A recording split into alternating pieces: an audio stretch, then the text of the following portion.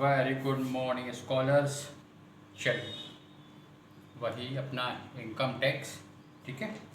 और एक्सरसाइज के न्यूमेरिकल्स हम कर रहे हैं रेसिडेंशियल टैक्स लायबिलिटी के श्रीपाल सकलेचा सर की बुक की एक्सरसाइज का फर्स्ट क्वेश्चन, ठीक है। ठीक, चलिए ये थोड़ा सा फॉर्मेट बना हुआ है ताकि इतना वक्त बच जाए आपको, है ना। Question says following are the taxable income of Shri Deepak Shah for the previous year 22-23।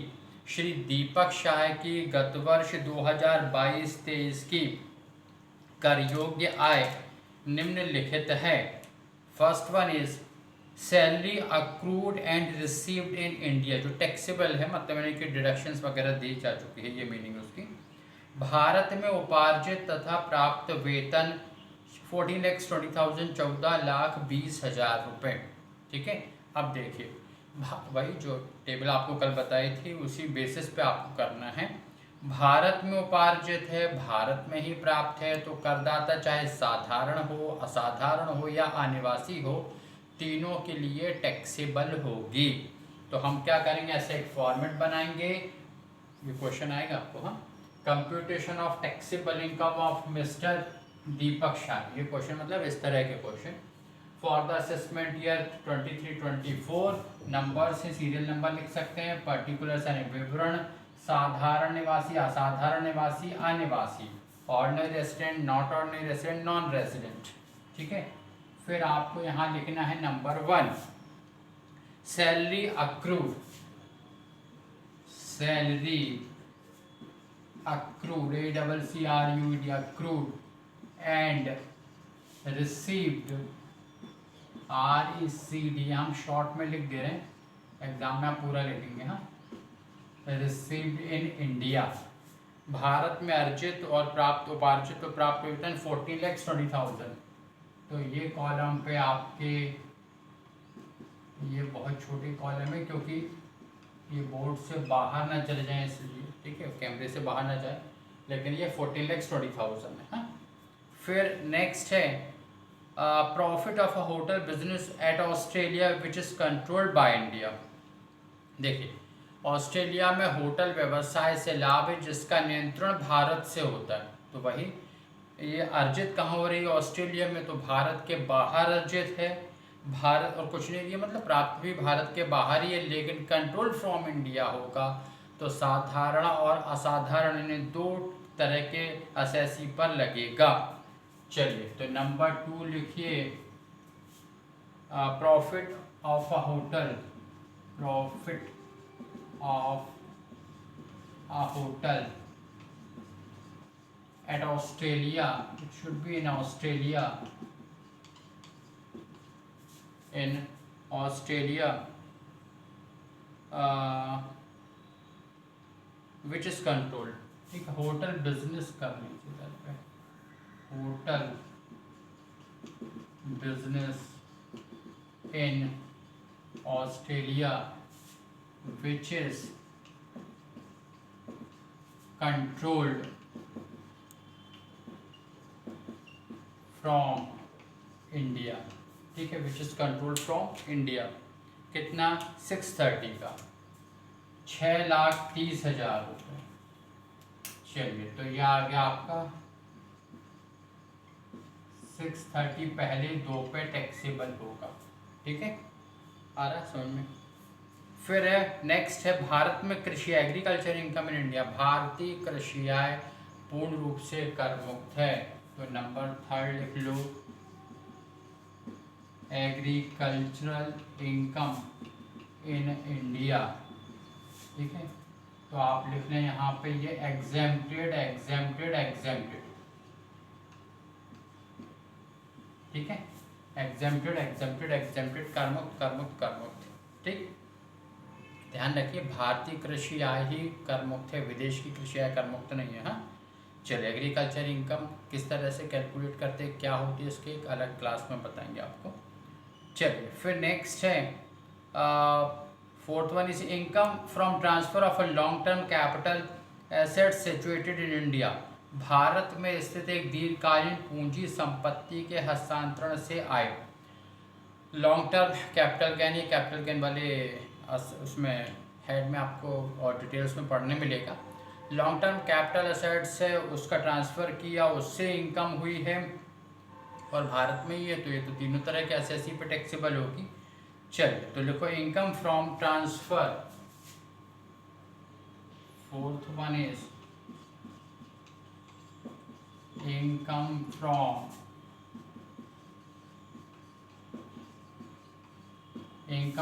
transfer of a long term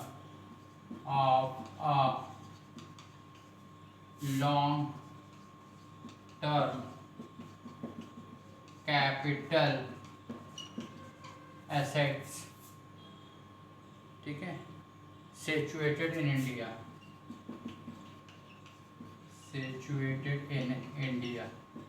ठीक है। यहाँ पे वही जो क्वेश्चन में कहानी लिखी ना वही उतारना है आपको, है ना, टेंशन नहीं लेने लगे। चलिए तो कितना है 20,000, तो ये भारत में अर्जित है, भारत में प्राप्त है, तो ये तीनों प्रकार के करदाताओं 20 हज़ार रुपये तीनों पर टैक्सेबल हैं। फिर उसके बाद में डिविडेंड फ्रॉम फॉरेन कंपनी, विदेशी कंपनी से लाभांश मिला, तो विदेशी कंपनी से लाभांश मिला मतलब भारत के बाहर अर्जित है, भारत के बाहर प्राप्त है, सिर्फ एक पर ही टैक्सेबल होगा। और ये डॉलर में दिया $1000 रेट है, $1 इक्वल्स टू ₹78, 78 रुपये का $1 है, तो रुपीज़ में कन्वर्जन करेंगे आप तो कितना जाएगा 78,000। चलिए तो dividend from foreign company, fifth one,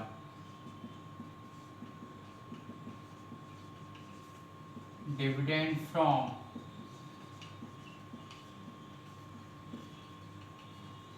foreign company, तो ये 78,000 सिर्फ एक पर ही आएगा, ठीक है।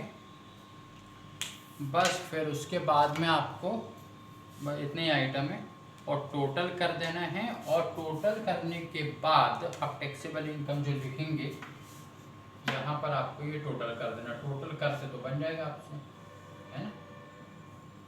चलिए तो ये आपकी आ गई क्या, टैक्सेबल इनकम, ठीक है। ये कहानी आपको समझ में आ गई। अब यहाँ पर जब आप एग्ज़ाम में सॉल्व करें तो सॉल्व करने के बाद नीचे नोट्स भी लिखना आपको, नोट के नाम पे, नोट 1 कि ये 40,30,000 क्यों तीनों पे टैक्सेबल हैं, फिर ये क्यों 2 पे टैक्सेबल है, क्योंकि business is controlled from India है। एग्रीकल्चर इनकम एग्जेम्प्टेड है, करमुक्त है, इसलिए किसी भारतीय कृषि आय करमुक्त है, इसलिए किसी के लिए भी कर योग्य नहीं है, ठीक है। फिर उसके बाद में ये आपके 20,000 है वो तीनों पे टैक्सेबल है क्योंकि सिचुएटेड इन इंडिया है, लॉन्ग टर्म ये कैपिटल असेट्स। फॉरेन कंपनी का डिविडेंड जो है भारत के बाहर अर्जित, भारत के बाहर प्राप्त है, इसलिए सिर्फ और सिर्फ जो है एक ही असेसी यानी कि ऑर्डिनरी रेसिडेंट पे टैक्सेबल होगा। और उसके बाद में तो पहला आइटम आपके 3 पे है, फिर दूसरे 2 पे, फिर एग्जेम्प्टेड है, फिर 3 पे है, फिर सिंगल 1 पे, ठीक है। ये तो ये श्री दीपक शाह वाला फर्स्ट क्वेश्चन जो एक्सरसाइज का वो हमने सॉल्व किया। मैं समझता हूँ आपको फॉर्मेट समझ में आ गया होगा कि किस तरह से आपको सॉल्व करना है। अब कुछ आइटम आपको ओरली में आप सॉल्व करा दे रहा हूँ ताकि आप समझ जाएं कि किस तरह से। नेक्स्ट क्वेश्चन है श्री विवेक अग्रवाल का। Mister Vivek Agarwal furnish the following information about the his income. Shri Vivek Agarwal ने अपनी आय के संबंध में निम्नलिखित जानकारी प्रस्तुत की है। First one, income from house property in Dhaka received there and thereafter brought in India. अच्छा, ये कहानी, ये बात, ये फैक्ट ये ज़रूर सुने समझें इसको कि फॉरेन में यदि भारत के बाहर कोई आपने इनकम अर्न की है और उसके बाद भारत भेज दी गई, तो भारत में भेजने से वो भारत की आय नहीं हो जाएगी या भारत में प्राप्ति नहीं मानी जाएगी जैसे इसमें लिखा है, और बाद में भारत भेजी गई तो ये भारत में उपार्जित, भारत में प्राप्त नहीं मानी जाएगी। लेकिन हाँ, यदि ये भारत के आपके उस असेसी के किसी अकाउंट में ट्रांसफ़र कर दी जाती तो इसे भारत में प्राप्त हुआ माना जाता, रिसीव्ड इन इंडिया माना जाता, ठीक है। अकाउंट में ट्रांसफ़र होती तो रिसीव्ड इन इंडिया मानते हैं, बाद में ले आए जेब में रख के तो ये भारत में या किसी के माध्यम से ले आए तो वो भारत में प्राप्त हुई नहीं मानी जाएगी। तो ढाका स्थित मकान संपत्ति क्या है, 15,000 रुपये है। सिर्फ ये भारत के बाहर अर्जित, भारत के बाहर प्राप्त है, सिर्फ एक, यानी पहले साधारण निवासी करदाता के लिए ही कर योग्य टैक्सेबल होगी। नेक्स्ट है भोपाल में इलेक्ट्रॉनिक बिजनेस से इनकम हुई इनको 265,000 की, 2,65,000 की। भोपाल भारत में स्थित है ना, तो सबको पता है, और भारत में स्थित है, वहाँ पे बिजनेस किया तो भारत में अर्जित, भारत में प्राप्त हो, तो तीनों तरह के करदाताओं के लिए ये टैक्सेबल होगी। Past untaxed foreign income brought in India, ये आपको बताया था, ये आय नहीं एक प्रकार की बचत है, इसलिए किसी के लिए भी कर योग्य नहीं होगी। 28,000 रुपये एग्जेम्प्टेड हैं। फिर लंदन स्थित व्यापार की आय जो जिसका नियंत्रण भारत से होता है, तो लंदन भारत के बाहर है, भारत के बाहर अर्जित है, भारत के बाहर ही प्राप्त है, लेकिन business is control from India है, इसलिए पहले टू असेस ही ऑर्डिनरी और नॉट ऑर्डिनरी रेसिडेंट पर ये टैक्सेबल होंगे 80,000। आ रहा समझ में? तो इस तरह से ये एक्सरसाइज को टोटल कर लेना, आपका नेक्स्ट क्वेश्चन कंप्लीट हो गया। फिर उसके बाद में मिस्टर प्रवीण बंडी जो कि भारतीय नागरिक हैं, उन्होंने अपना विवरण प्रस्तुत किया आय का। थर्ड क्वेश्चन है। अमेरिका की एक फर्म से वेतन की कर योग्य आय है, सेवाएं इसकी न्यूयॉर्क में दी गई 2,70,000 रुपये, तो यह भारत के बाहर अर्जित है, भारत के बाहर प्राप्त है, तो सिर्फ और सिर्फ पहले प्रकार के करदाता के लिए कर योग्य है। भारत की कंपनी से प्राप्त कमीशन जो अमेरिका की बैंक में जमा किया, भारतीय कंपनी से कमीशन मिला तो भारत में अर्जित माना जाएगा, तो भारत में अर्जित है, भारत के बाहर प्राप्त, अमेरिका में प्राप्त हुआ, वहीं बैंक में जमा किए, लेकिन ये तीनों प्रकार के करदाताओं के लिए टैक्सेबल होगा। फिर नेक्स्ट है भारत द्वारा नियंत्रित श्रीलंका में संचालित व्यापार किया है, बिजनेस कंट्रोल इंडिया से होता है, श्रीलंका में अर्ने हैं, श्रीलंका में प्राप्त है, लेकिन कंट्रोल इंडिया से है, इसलिए साधारण और असाधारण दो प्रकार के करदाताओं के लिए ये 1,20,000 रुपये टैक्सेबल होंगे। लंदन की मकान संपत्ति क्या है, भारत में प्राप्त की, लंदन की मकान संपत्ति आय भारत में प्राप्त, बाहर अर्जित भारत में प्राप्त है, earned outside India, received in India है, तो ये तीनों के लिए टैक्सेबल होंगे ये 70,000 रुपये। तो इस तरह से ये एक्सरसाइज के एक्चुअली जो ये क्वेश्चन है 8, 9, 10 है हाँ एक्सरसाइज में, उसके पहले आपको डेज कैलकुलेट करने वाले हैं, तो वो बनेंगे आपको डेज कैसे कैलकुलेट करते हैं। तो ये एक्सरसाइज का 8वां, 9वां और 10वां क्वेश्चन हमने सॉल्व कर लिया। चलिए ठीक है, फिर उसके बाद में और क्वेश्चन भी हैं, करीब 17 क्वेश्चन है, तो और भी आगे क्वेश्चन आपको बताएंगे। ठीक है, चलिए इस तरह से आप जो फॉर्मेट पढ़िए, चार्ट पढ़िए, और उसके बाद बार बार लिख के देखिए और सॉल्व